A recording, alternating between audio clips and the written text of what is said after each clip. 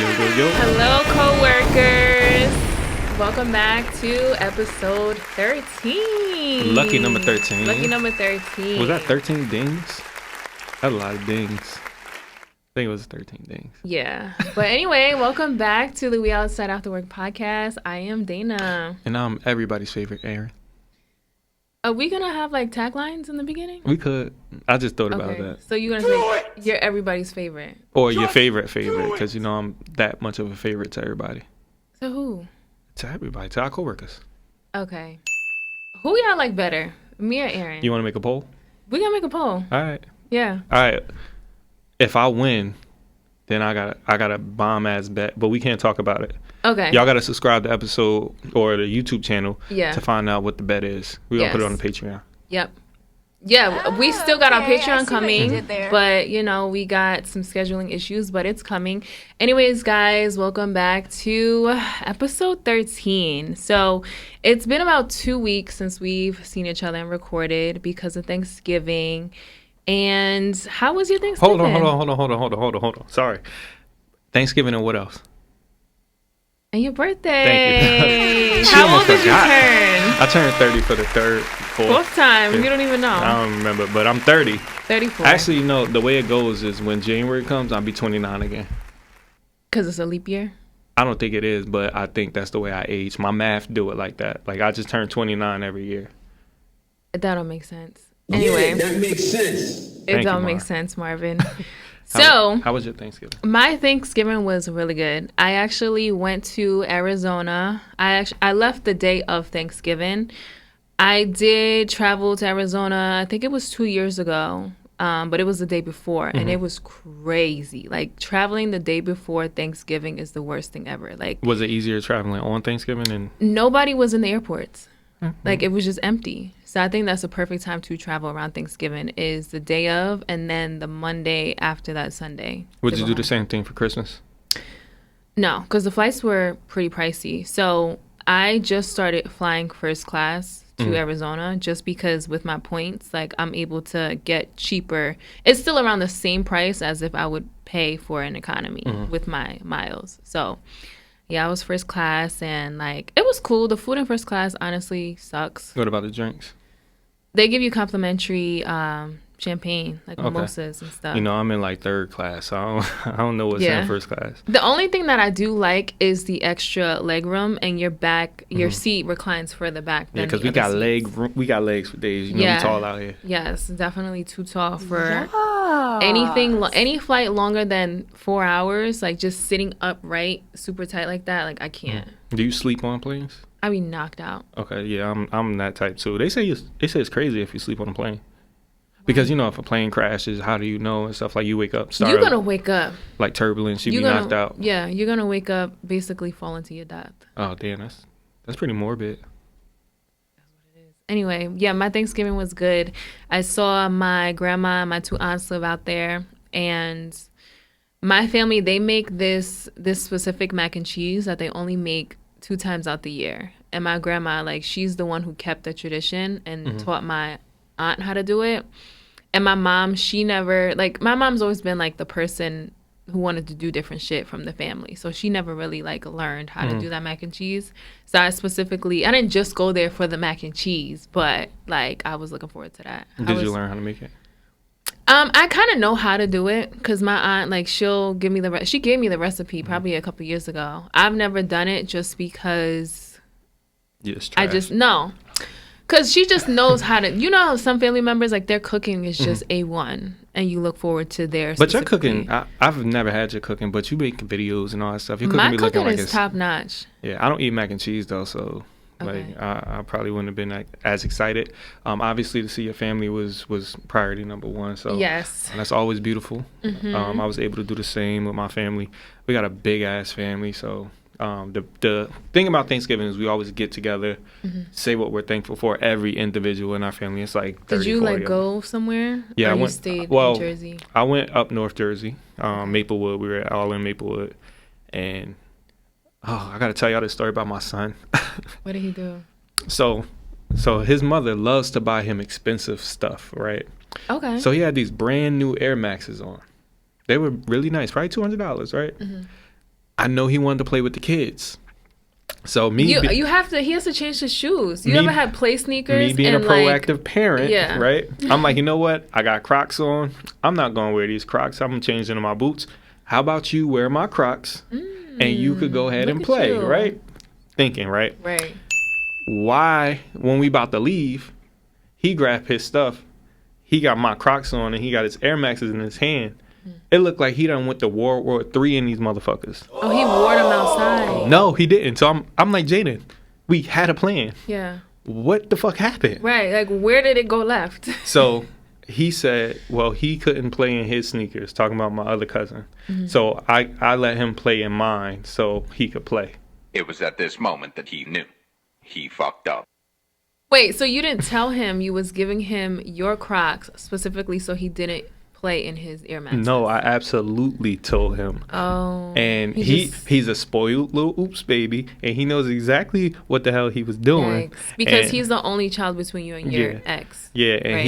he knew all we'll do is clean him up. He won't get in trouble. He won't get a spanking because we don't necessarily spank him because he gets all A's and shit. He does the right things all the time. Okay, but so I'm like, God damn. Let's actually segue into an oops baby and what that is. So my understanding is an oops baby is basically a child that was not planned, right?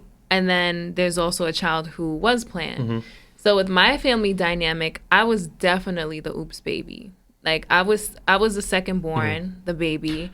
But my brother, when he was born, like my parents, like they literally like had everything lined out for him. Like they had his clothes, they picked a unique name, Marquise, and mine is just 4 letters, Dana. Hella basic. It was actually a secondhand name, by the way.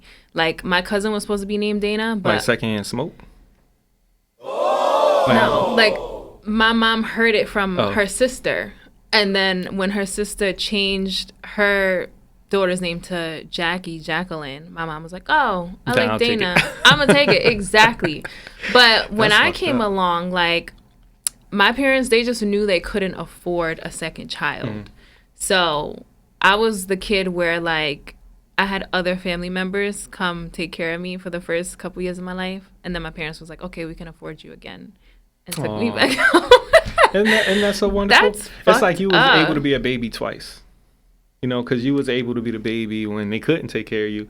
And now they was able to take it. That was sweet. Okay. Well, anyway, fast forward to now and how that shaped me as a person.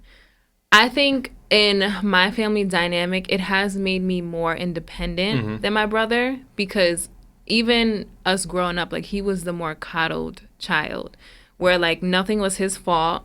And my mom, she would kind of like reassure that and say like, yeah, no, it wasn't you. Like, this is the reason why you didn't get that job. Or like, oh, your teachers. Like when a teacher would say he was misbehaving or something, she would kind of like support that behavior. And then now, I don't want to go too much into detail with my family dynamic because it's like personal. It's like very, it's not very toxic, but it's dysfunctional. I think every family is dysfunctional. It is in their own way. But being a oops baby from my perspective, like I've always been the independent child where like, because my brother's 2 years older than me, like 2 years and a couple months. I think it's like 9 months or something. And I was literally the child that was like, I was in a stroller tying his shoes because he didn't know how to tie his shoes. So that like, after we got older, it kind of just, you know, showed, but you wasn't like 6 in the stroller though. I was a baby, but I knew how to tie shoes. Like I walked early. Like I was that child that was like, I'm gonna do shit on my own, and I did. So you was just boss baby. I was boss baby. Fucking boss baby. But so with my family dynamic, it was a little different. So my mother has 3 boys. My oldest brother, he has a different dad, so he had that only child syndrome for a little bit. And then my middle brother came along. How much older is he? He's 4 years older than me, 3 years older than my other brother. Okay. So he didn't really have anything but that only child syndrome for a little bit. And then my brother came along, and he was similar to your brother, just very coddled, very like anything you need. I need like just a fucking brat, right? And then I'm the third. I'm the baby. So not only am I not the independent coddled one, I'm just my own unique individual self. Yeah. So I had to like get all their trickle down experiences. Exactly. And I had to be myself. I think like being the baby too, it's like the first child is coddled, right? Automatically, even though they are the oldest.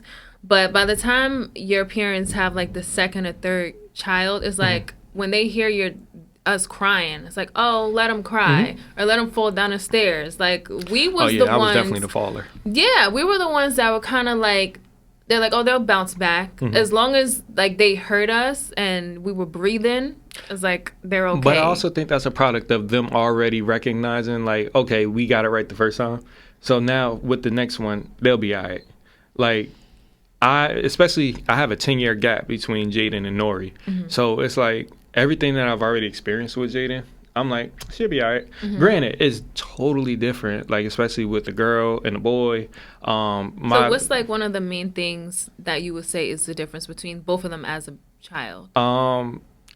Maybe it's a girl thing, I don't know, but she's a lot clingier.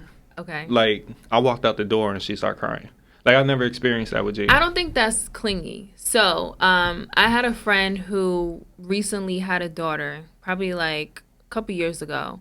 And his daughter was like that, where like literally any little thing that she does, she would cry for her father because she knew that he would always come running.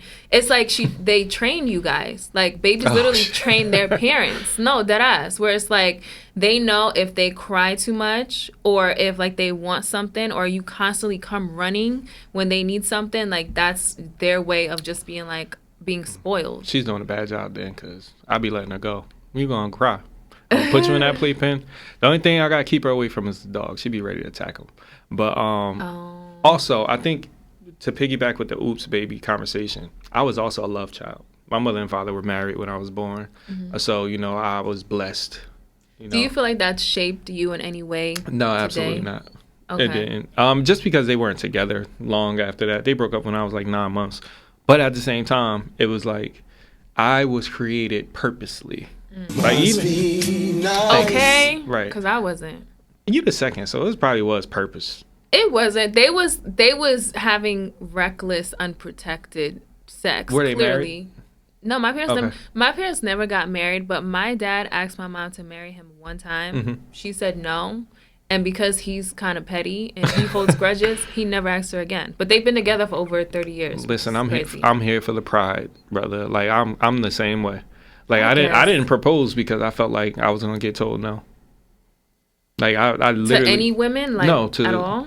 To the woman that I was with for almost 10 years, like I felt like she was gonna say no. So I was hesitant because naturally I don't want that situation where I'm on the scoreboard and I'm about to get on my hands and knees and ask for your marriage. That kills me though. Like nah, because I can't do that. not even with marriage, it's like. If you've been with somebody for, I would say like more than 3 years, and you've never actually committed and said, I want you to be my girlfriend. Because I'm not going to hold you. Like most times it's in the man's, like his decision to make you his girlfriend or make you his wife. Like that's kind of like out the norm for a woman to be like, do you want to be my boyfriend? And what a guy says yes. I wouldn't say it's a difference, but actually, no, there is a difference. I'm going to tell you from my perspective what I think. So because women, for the most part, are usually emotional, right? Like we think from our emotions and hearts and stuff like that. And guys, they either like think from... They dick. Exactly. Or... Stereotype. Or like... It's logic based or they're scared of rejection, like you just said, from a woman that you've been with for... 10 years and she writes for you, so it just doesn't make sense. So I think for me, I would want whoever I end up marrying or like even being in a relationship with, I would much rather them express to me like their feelings and tell me that, hey, like I really want to be with you, rather than me say that to them and then feel like it's forced. I mean, if I'm being consistent, I'm giving you everything that you desire out of somebody except for this exclusivity. What's wrong with it? What's wrong with it is like we want the commitment. Like we want someone who we can call our own and not have to share. So you're selfish. Because I know someone who I used to date where like there was no commitment. It was kind of like, we know what it is. It's one of those like, what is it? Something don't gotta be understood. How does that go? I don't know how it goes, but I know how it goes. Yeah. Okay. Y'all know what I'm talking about. What's understood don't have to be explained. Yeah. Exactly. It was but that's a situationship, because it's like when we're not together, I can continue dating and you can continue dating whoever. But then when we're together, it's a relationship for the moment. I don't want that. Like, to me, that's too much indecisiveness. But is it indecisive? Like, he's giving you exactly what you want. It's kind of like an moment. open relationship too, if you think about it. It's a relationship, right? I think as long as y'all communicate. Like, the thing is the miscommunication, because one person may think it's more than what it is, and the other person literally thinks, well, like, I enjoy spending time with you, and that's literally it. Okay, so are y'all both being blamed for the miscommunication, or just one of y'all? It's from both sides. Okay, so as long as I don't explain what I don't explain and you don't explain what you don't explain, nothing needs to be explained.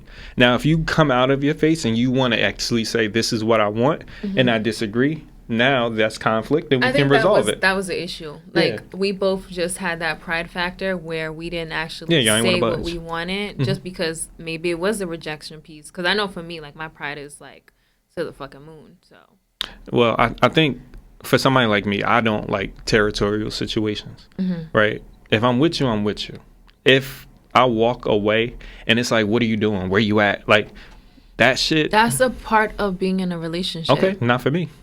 And that's actually probably why I haven't been in a relationship for so long, because, like, you do have to, and I don't want to say it's checking in, but I think when you get to a point where you want to tell someone where you are and what you're doing from, like, a safety perspective, and just for them to know that you're okay, when you feel that comfortable, then okay, great. But if you feel like you have to basically, like, tell someone where you are and what you're doing, because if not, then they're insecure or they think you're out doing some wild shit, then that's when it becomes an issue. Because if that's the case, there's no trust, and it's like, well, why are y'all together? Because I like you. And even though it's no trust, and even though it's insecurities aplenty, I enjoy your company. Okay, you enjoy so my then company. That segues into our next topic, which is infidelity. And one of the topics that you added, she always, a lot of the toxic ones, I gotta make sure they know it's not me. I'm not toxic. Marvin, listen, where's the ding? Because he is toxic. I am not toxic. Okay. Anyway, so the topic is, should cheating end a relationship when everything else is amazing? You know what my answer is? What's the answer? No. Explain to the people. Because sex, for me, is transactional versus emotional. You and me, Here we go. Here she go. You and me agree to whatever this act is. It's you that's applying emotions to it. No one's asking you to do that. Because I know that you are doing that. I'll let you finish. Because I know that you are doing that, I can take a step back and I can be cognizant of it. But you can also take a step back and recognize that, hey, we just fucking. It's okay. Do you say that to the woman prior to? Do I have to? Okay, so we're talking about two separate things then. Infidelity and we got to get to that, being in a relationship. Right? So let's say we're in this relationship. Most of it is obviously wrong because you're in a relationship, right? If you cheat on a relationship, you're wrong because you've committed to this person. Right.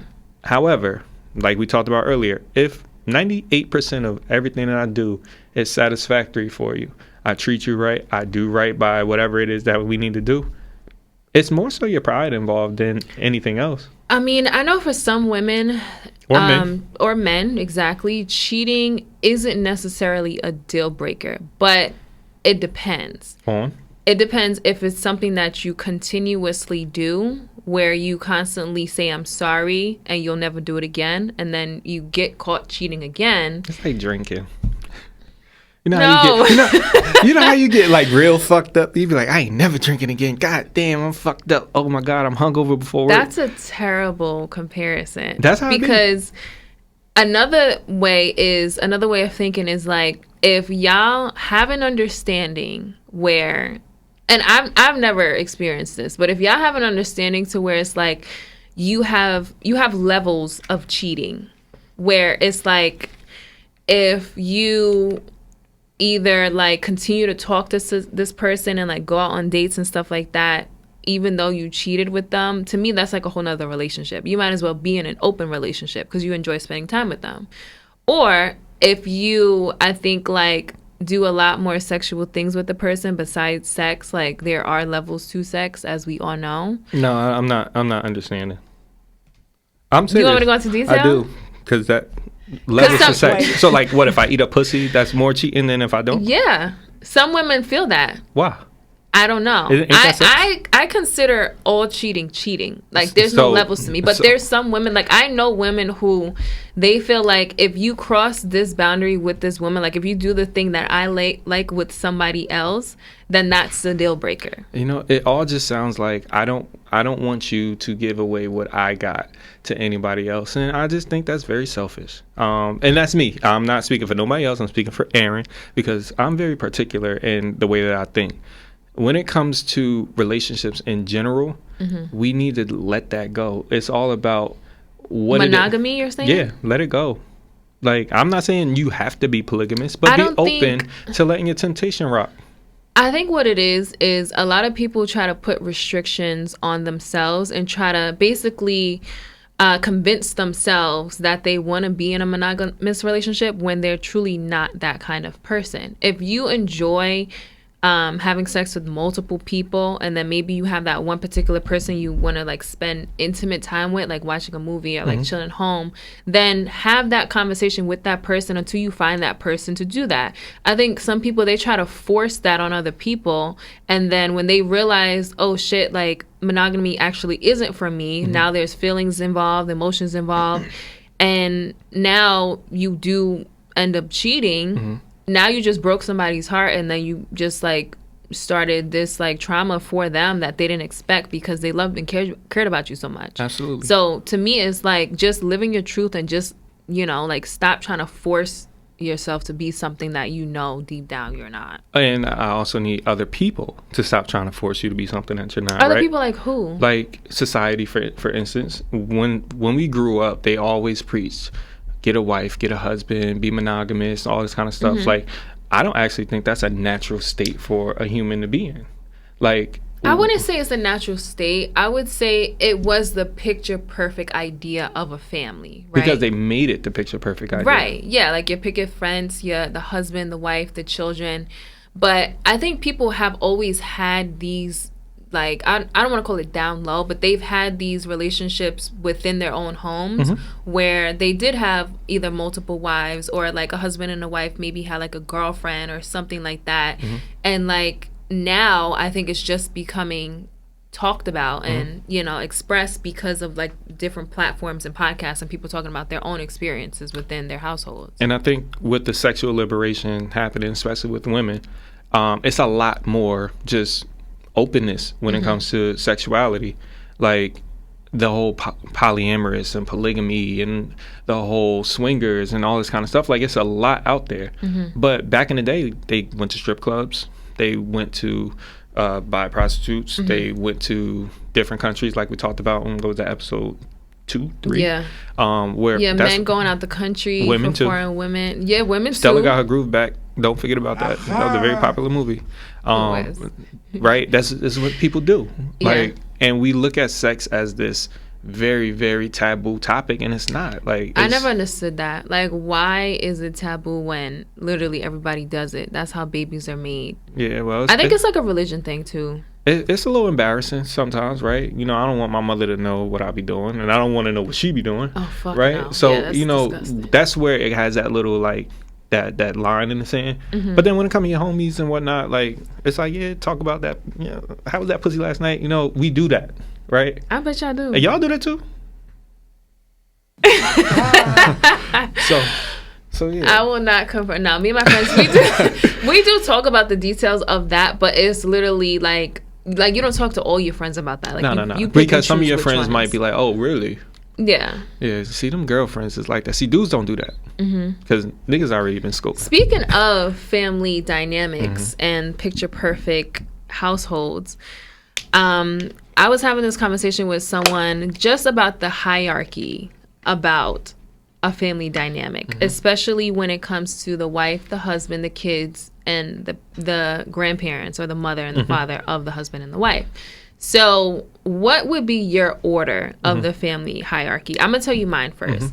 So I would say if I am married or I have a long-term partner, my partner is number one. Okay. Then the kids, and then I would say my parents. Okay. That's so my hierarchy. Oh, I wasn't including myself. You gotta include yourself. Oh, I'm number one. Start over.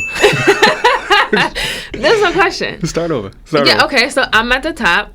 Then there's my partner. Okay. And then there's my children. And then there's my parents. Okay. So let me make this tangible so we can really see how we slice it.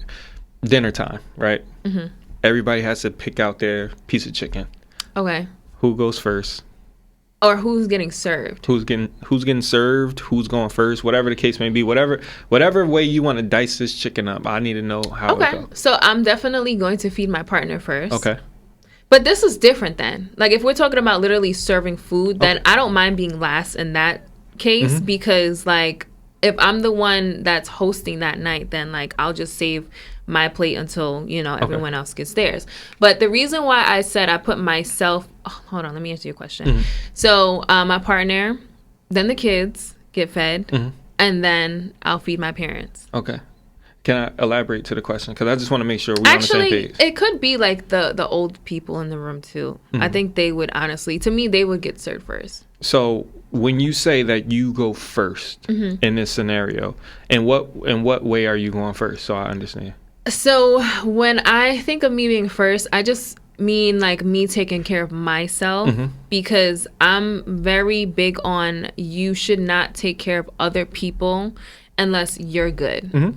Like your mental health, your physical, like you are just making sure you're in a space where you can take care of other people. Just like when you give people money, it's like, why are you lending people your last dollar when you don't even have money now to pay your bills? So how are you supposed to live? Like that's my perspective and how I look at things. So I would say I'm first if it comes from like a family dynamic. Like I'm making sure I'm good. And then my partner. So there was another scenario that I had with someone the other day, a conversation. It was like, if there's a fire and you had to save either your partner or your one child, who are you saving? My child.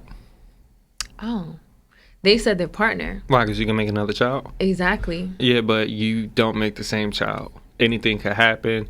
You could have PTSD and not be able to make another child. Like, it's so many neurological, psychological drawbacks to that I would not want to take that chance. There's like a lot of trauma there if you lost a child. Yeah. Okay. Honestly, I would say, and this was something that we both agreed on, we said that our partner, because yes, you will have the PSD of losing the child, but like if you were raising a child that now they lost their parent, like you will have to basically like their whole lives kind of like, I wouldn't say coddle, but just make sure that their mental health and mental space is okay because they lost their parent in such a dramatic way. And that's a big burden to carry. It is, but I also think it's something that can be manageable as long as you as the parent are aware of how to manage that. Because you're also going to go through your own stresses, right? Because you lost your life partner, like your best friend. You lost a life partner, or you lost a child in a scenario, right? So it's so many things that you, especially as a decision maker, so much weight is on your shoulders. Not just in that moment, but in the moments to come.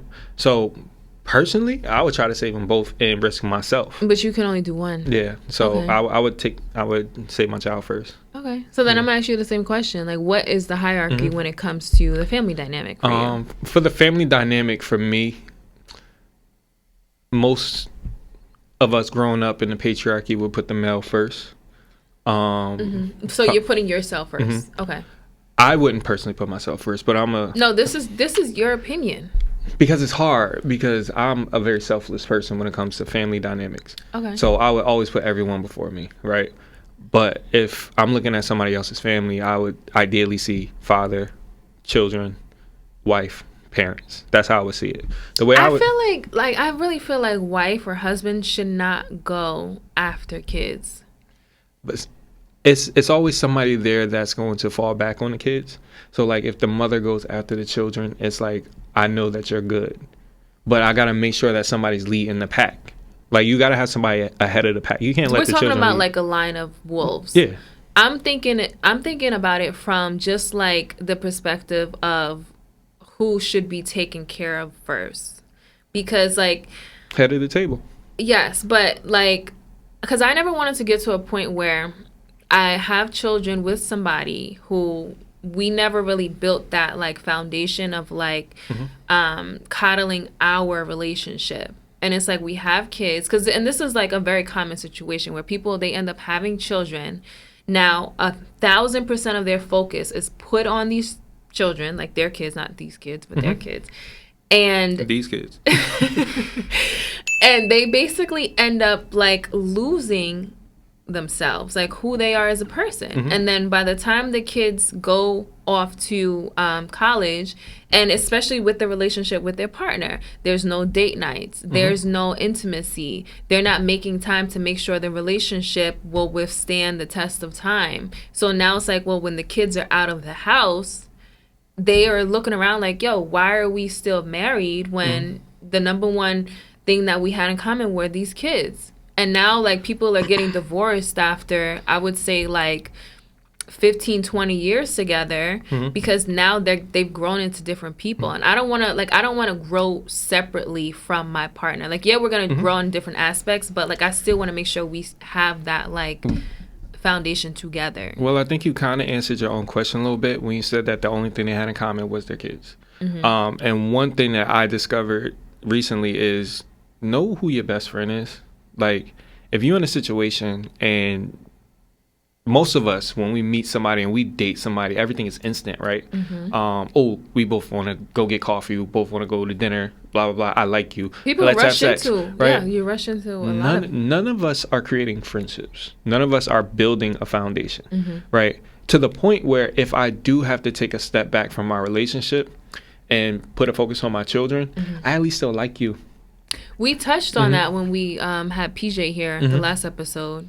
Like the importance of date nights and like actually spending time. Because there's a lot of people who are married who like truly don't like spending time with their husband or wife. Like they always want to be out with the guys or the girls. And it's like, why y'all together then? Like I never understand that. Because chemistry isn't only like, so you got H2O makes water, right? You got CO2 makes air, right? Not chemistry. It's a lot, right? Yeah, I got a D in chemistry. I got an A in chemistry. Okay. So the way I see it is, it's so many different elements combined with another element can create so many different things. But at the end of the day, you need to create that perfect bond. Okay. And a lot of people, they aren't creating a perfect bond. They just create something that flows together. Like, okay, good. You got H2O. You got water. What else? What else do y'all have? If we talking chemistry, then I have no idea. I'm telling you, I'm gonna write a book about this shit. Like, yeah, because you know some noble gases. Now I'm gonna fuck with you. But people really lack chemistry and completion, and that's why a lot of people are divorcing, because deep down, I don't really like you. Yeah. Like, what is it? Like, sometimes can we sit in the house and just watch TV and enjoy each other's company? Like most time, like people got their phones glued to their face. And a lot of my friends and partners or whoever, they know when I'm spending time with you, I don't want us to be on our phone. Like, if we're on our phone like that, we could have either texted, FaceTimed, or whatever. Like, if I'm taking the time out of my schedule from the 100 things that I do to be in your presence, like, let's actually be in the moment together. Like, let's talk. Let's watch a movie together. Let's, like, do something that's, like, interactive to where it's, like, this is what we can do in person rather than text. So for me, like, I never wanted a relationship, even on first dates. Like, that's a deal breaker to me. If you're like sitting there texting, that's real awkward if somebody's texting on a first date. In my mind, and there's little things that I kind of will know, like, yo, this is the last date. Like, I'll tell myself that. I'm like, why don't you tell him, like, bro, excuse me, I'm going to leave now. You're texting. Are you swiping left while you're sitting? No. I wish somebody would.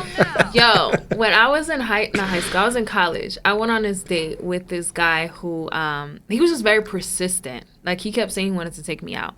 So I finally agreed to go out with him, and we went to what's that diner by Keene? Tropicana. We went to Tropicana. And, like, the whole time, he was on FaceTime with a girl who went to Keene. Like, she called him, and we were sitting across from each other in the booths, and he's just like, oh, I'm at Tropicana. And, like, while I'm sitting there, like, I don't know if this is his girlfriend or not, but I'm like, you dead ass right now? And I'm not the type. That's stupid. And he drove. So up until that point, like, I don't ever go on first dates where I'm not driving. Because I truly wanted to just leave at that point, and I couldn't. I mean, you could have walked down the street. It was wintertime. I guess you're right. You didn't have your hat on. She got a hat on today. Yeah, I'm dressed now for winter just because it is December and it is almost the end of 2020. Going into 2023. What year is it? I mean, 2022. Listen, I got PSD from fucking the pandemic. Oh my God. I'm still mentally in 2020. Clearly, you still, it's on your calendar and everything. Yeah. I didn't want to correct you because, you know, I have a history of doing that. Yeah, but, no, I appreciate that because, like, guys, I know what year it is. It's 2022. Either way, though, like, we're almost in 2023. Do you have any, like, last minute things that you kind of want to get done before the year is out? If so, what? At the end of 2021, you got me fucking up. At the end of 2021, I actually wanted to write my book. So it's actually completed. I just drop a bomb for Aaron. Yeah. Wait, before you start that, I actually started writing a book back in 2020. And it was basically like my family dynamic. And I said I wanted to publish it on my 30th birthday. Oh, we turned 30 both next year, right? No, I turned 30 in 2024. Oh, shit, damn. I'll be 80. You'll be 36. No, I won't. Okay. I would be 35. Would I? You're 34 right now. I'm 33. I don't know how I was born in you are, to be 1989. honest. Okay. On November the 30th at 1:46 p.m. If you want to check our signs on the, what is that thing called? The natal chart? Yeah. Double check that. PM. Don't be telling people, yo, they can do witchcraft. Oh, don't do that. That information. Anyway, fucking Issa. You remember they was doing voodoo on dolls. No. Yeah, you can't be telling people too much about your signs and dates and birthdays and stuff like that because that's like I made all of that up.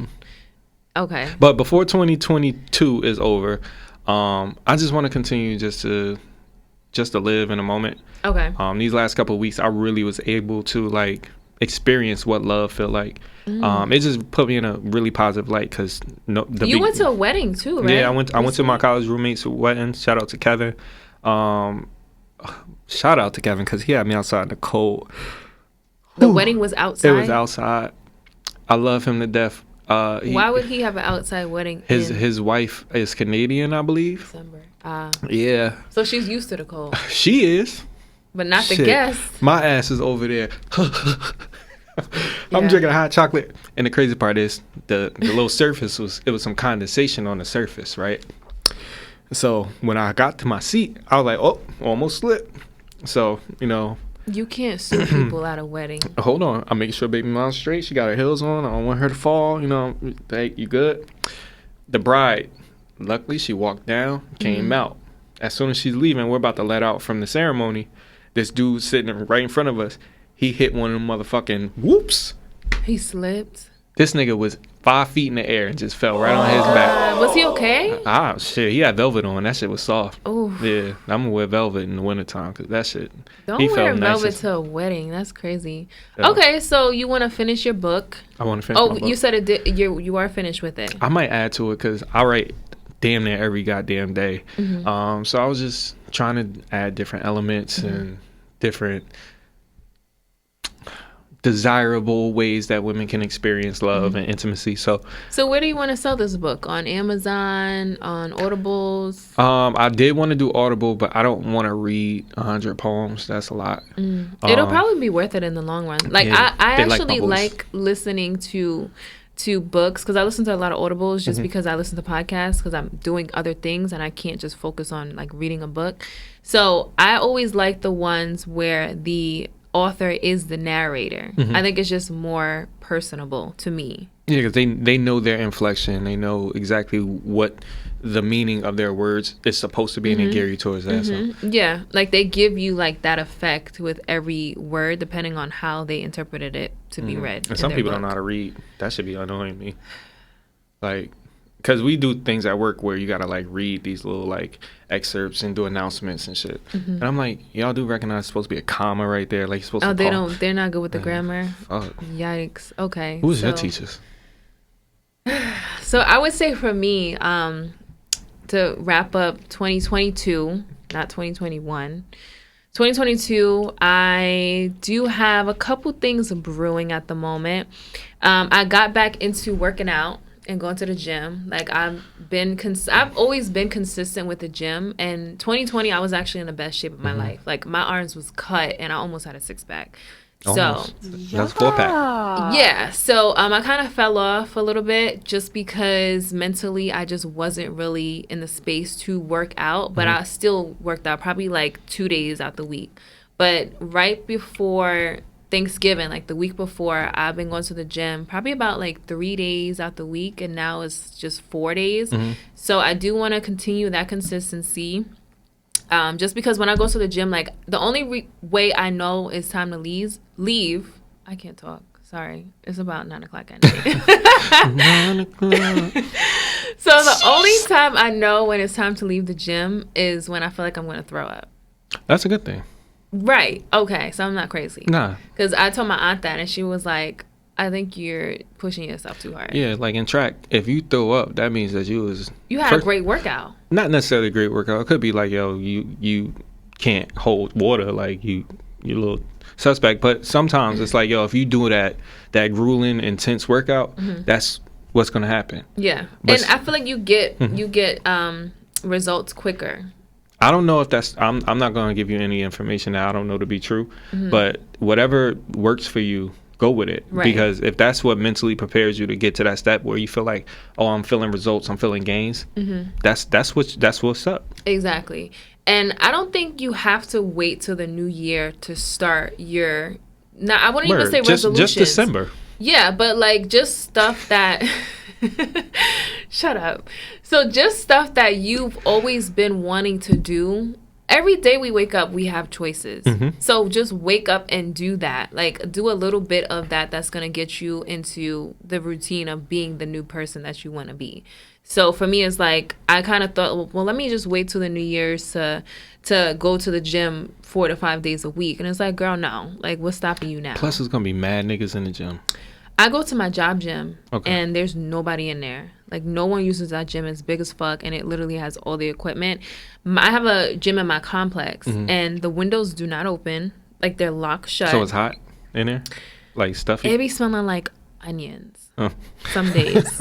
And it's disgusting. A little musty. I remember 2 weeks ago, like, I was so pumped to go to the gym. Saying words like pumped. I don't say words like that. Anyway, I was ready to work out. I was ready to work out.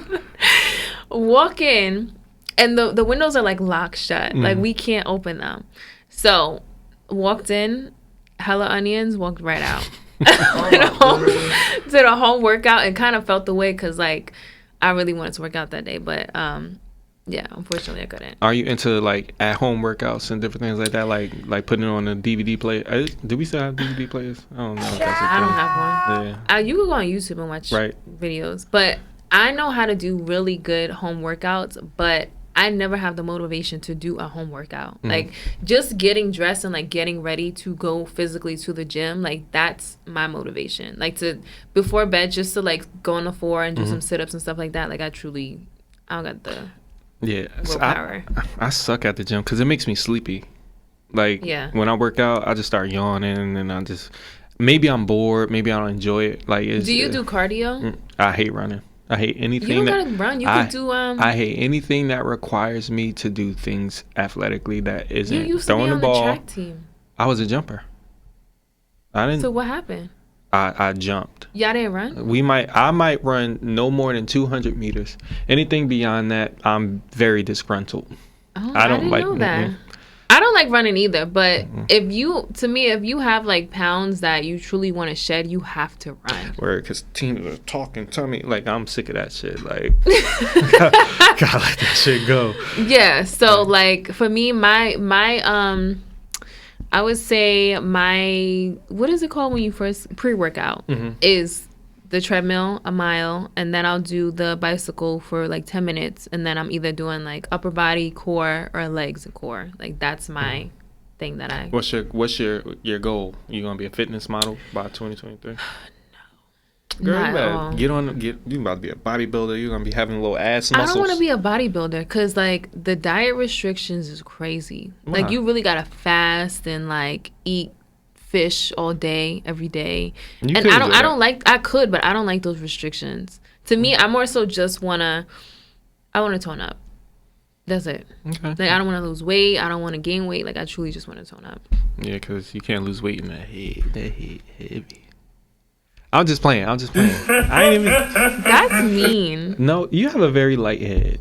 You just said I got a big ass. Said it was heavy. Anyways, yeah. So you have any more end of the year wrap ups that you want to do? Like any? Okay, so let's move into 2023. Any aspirations? Obviously, I always want to get to new levels financially, professionally. As do I. Granted, I don't need it to be a 2023 goal. I want it to be an everyday goal, right? And part of my 2023 is just living every day like it's an opportunity. Living your life like it's golden. Yeah, living my life like it's golden. Like, who was that, Jill Scott? Or is that Angie Stone? I don't remember. One of them. So, I actually commented on one of PJ's posts. He had posted one of our clips. And we talked about saying, getting told no, right? And all of us, we look at the word no like it's rejection. And I just look at it like it's new opportunities. Like, every single chance. I do too. I always see it as like, there's something better. Like this door clearly was not for me, so let me keep pushing. And it could possibly be to like maybe change how you're trying to reach your goals and just, alter it however you see fit in order to get to that same goal. So and I want to be a lot more aggressive. Like, with what? Just like getting what you want? Just getting what I want, because for a couple years now, I was really content. Things were just going okay, going my way. Wasn't too many things going wrong in life. You don't have passion for nothing? I was just happy where I was. I never want to feel like that. But it was cool. It was fine. Comfortable. It was very comfortable. But then it's like you meet new people, you see new things, you want new experiences, and it's not anything financial. It's not anything like tangible that I can just. It's just how you feel. And it's like, I want that. Like, I want that feeling. I want that hunger. And I think I lost it when it came to, like, track. Like, when track ended? Yeah, I got hurt right before Division I Nationals. And even though I went hurt, and I just didn't want to get last place. It's like I lost my passion for it. Like, I never wanted to step foot on a track again or anything like that. So it's like, where was my ambition? So you didn't have anything after that to kind of replace that void? The only ambition I had was getting up every day and being alive, So now it's like, let's go do something. Let's go accomplish something. That's why I want to write this book. That's why I'm like, fuck it. Like, whatever engaging content I can create, we can create, build the audience, build the brand. Like, I'm into that shit. Our engagement has been going crazy for Shout out to our co-workers. October and November. Yeah, shout out to y'all. Drop a bomb for our co-workers. They coming to work. Word. Or they coming outside. My bad. Go ahead. Anyway, no, but I feel you on that passion and that drive. I think I've always had that because, like I said, I don't like feeling stagnant, and I think I've said that on multiple episodes, where I think when I'm stagnant and comfortable, for me, it's like I'm not working towards anything. And if I'm not working towards anything, then like I'm complacent. So to me, it's just like if I'm not constantly doing something, I feel like I'm not doing enough. But I think that can also be detrimental because sometimes I don't, like when I accomplish a goal, it's always like I'm not like living with accomplishing that goal. Like I'm kind of just like, okay, well that was great. What's the next? next? Exactly. So I think I just have to work on just focusing on like what I'm trying to get done and like celebrating that moment within myself before I move on to the next thing. Okay. So, Were you making vision boards? I made a vision board one time. Okay. Yeah, I made one too. The only thing that came to fruition was I did get the car that I told myself I was going to What get. car you had on your vision board? I had a Mazda on my vision board, but I got a Kia. Okay. They both Chinese, right? I don't know. No, they're not Chinese? Okay. I don't Okay, know. one of them is Korean, I think. Yeah, there we go. Okay, good. Yeah, You always trying to get us canceled. Never mind. I don't think that's appropriate either. Anyway. What is it? East Asian? The car I had on my vision board was a Mercedes-Benz G-Class, matte black, all black, yes, red interior. So that is like my dream car. And I feel like a lot of girls have that as a dream car, but it's mine because I just like big vehicles. So that has not come to fruition yet. Okay. Another thing I had on my vision board was I had ombre French nails on my vision board.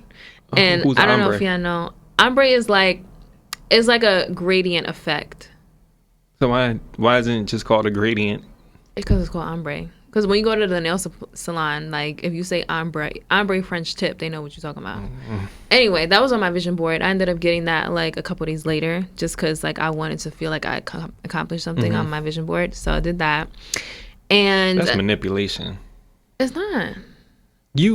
It's like literally step put it there one. because you knew you was going to do it. No, I never got it before, and I always wanted to get it. So I had that on my vision board. A lot of it was materialistic. And I think now, today, if I made another vision board, it would be more so like spiritual and like things that I want to either connect more with and kind of, because my best friend, you know, Anna, she always talks about shadow work. Do you know what that is? I do not.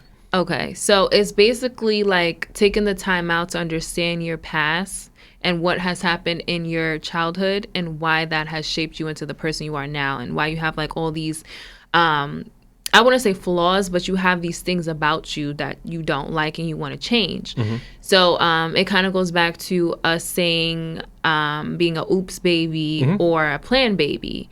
And like if that shaped the person that you are today. So I think for me, like I can be a bit controlling because I was a oops baby and I was independent from like popping out the womb.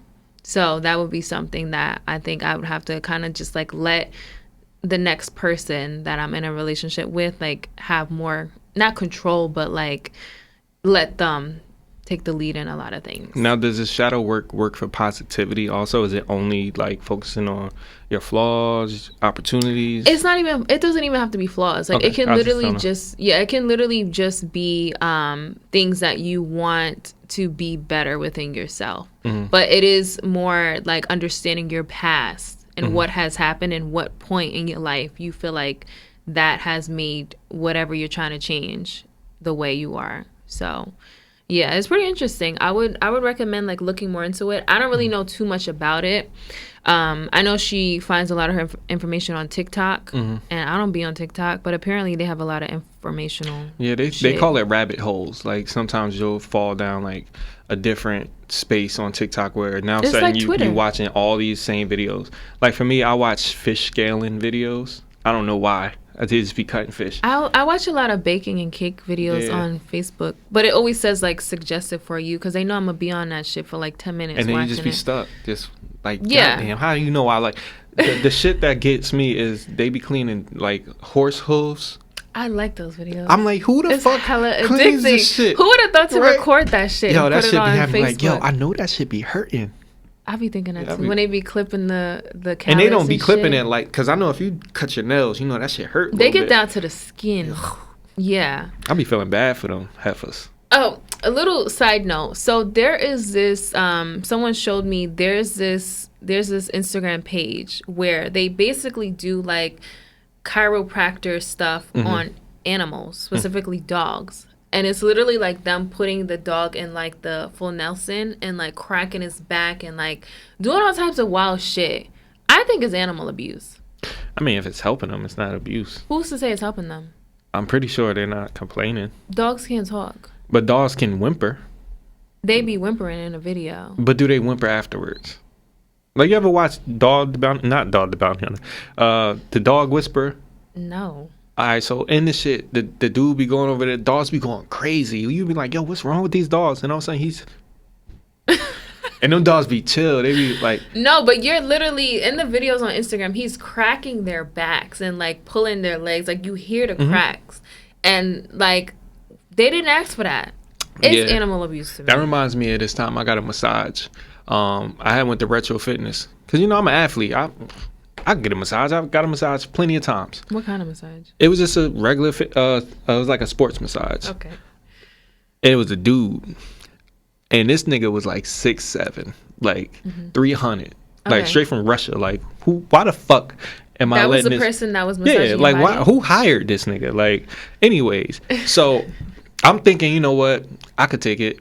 I'm comfortable in my sexuality. For him touching you. Yeah, like I ain't no pussy. I could take this. Right. He's a professional. This motherfucker abused the shit out of me. Like, my body was in more pain after I left that room than when I went in there. It was abuse. Did you pay for that? No, it was free, luckily. That's why. Yo, this motherfucker roughed me up. Do you feel any tension? Yes, nigga, I do. Leave me the fuck alone. That sucks. So I had PTSD, of course, until I recently went to Borgata in Atlantic City for a massage last year. And I was in that. Did bitch you get snoring. a deep tissue? I got a deep tissue massage. I don't even know if she touched me, because as soon as she touched me, I went to sleep. That's a great masseuse. Yeah, I was kind of like, you know, nervous, like, am I slobbering? Because I was knocked out. Yeah. You know, those be the best massages. But guys, we are gonna wrap up episode 13. This was a fun catch up, and it kind of went by fast. Yes, it was. I ain't gonna say my mustard joke this time. I'm gonna let it go. Go ahead, say it for the people. I'm not gonna say it. But if y'all want to subscribe to my dad jokes, feel free to follow me on Instagram. Follow Dana on Instagram. Make sure y'all reach out to the Gmail. What's the Gmail?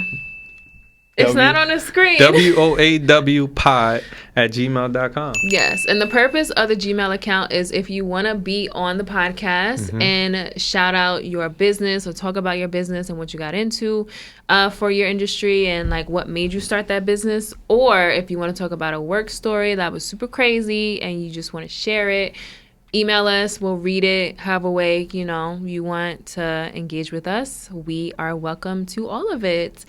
And on that note, we want to thank you guys for tuning in and watching us. And we outside. And we out.